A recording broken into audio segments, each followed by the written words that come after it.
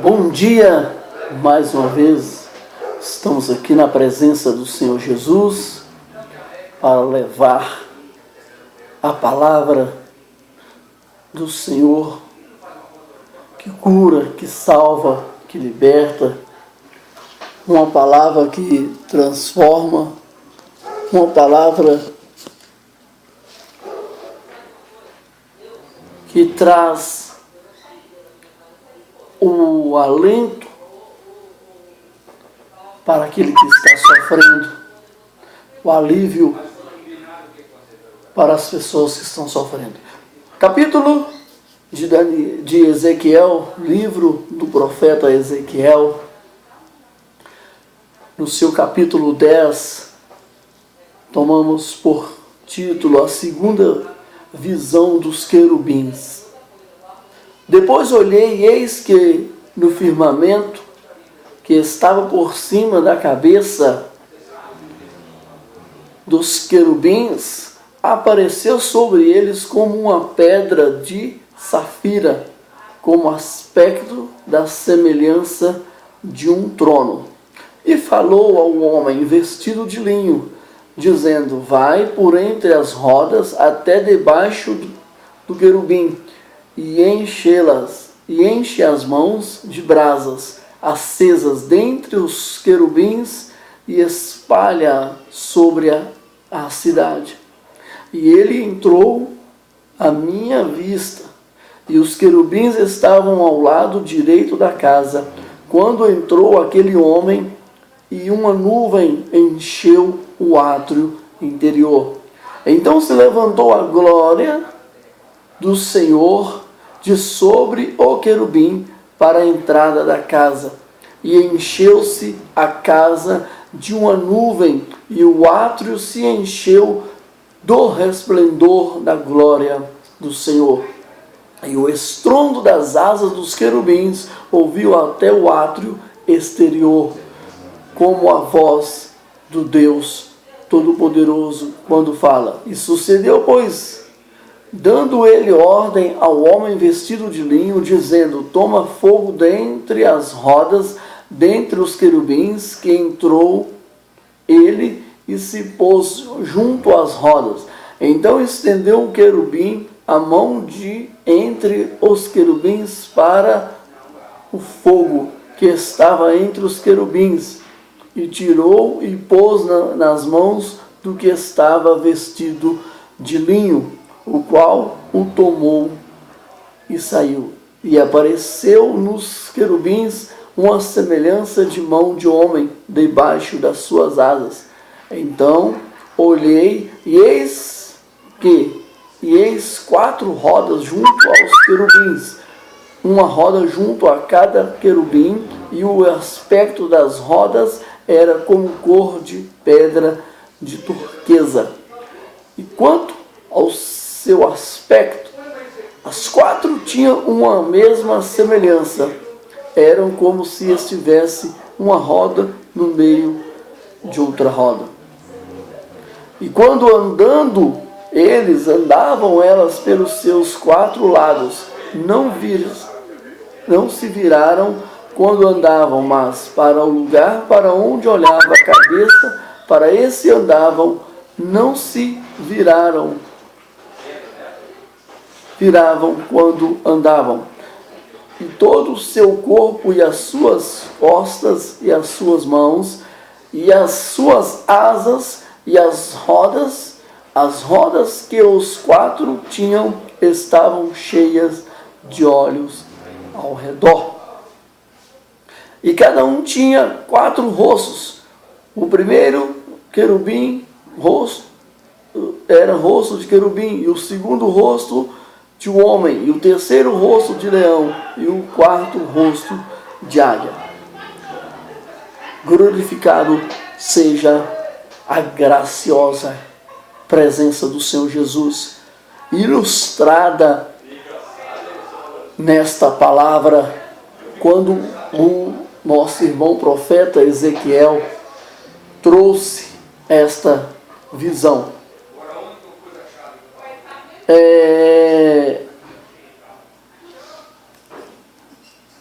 a glória de Deus é descrita como parte do templo. É dito que a glória estava sobre a porta que olha para o norte. Depois mudou-se para a entrada da casa, para a extremidade sul do templo. E finalmente foi para a montanha a leste do templo. Provavelmente o Monte das Oliveiras, por causa dos pecados da nação, a glória de Deus havia partido. Quando Israel pecou, quando Israel se rebelou,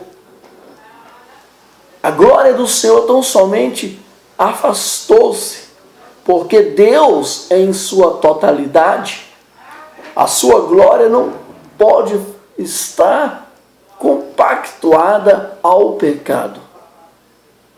Não tem como tomar uma água doce de uma fonte amarga, nem tem como tomar uma água amarga de uma fonte doce. Então, logicamente, a presença do Espírito Santo, a presença da glória de Deus, jamais poderia estar ali, pois haviam sido contaminados pelo pecado a nação de Israel. E quando olhamos para a entrada da porta, o que diz a Escritura Sagrada, na sua narrativa, a perfeita santidade de Deus exige o julgamento pelo pecado. Os querubins são anjos poderosos. Os carvões em brasa que foram espalhados sobre a cidade representavam a retirada dos pecados. Para Jerusalém significava a destruição de todas as pessoas que ostensivamente pecaram e recusaram-se a arrepender-se. Logo depois desta profecia, os caldeus destruíram Jerusalém com fogo. Então as pessoas não quiseram se arrepender dos pecados.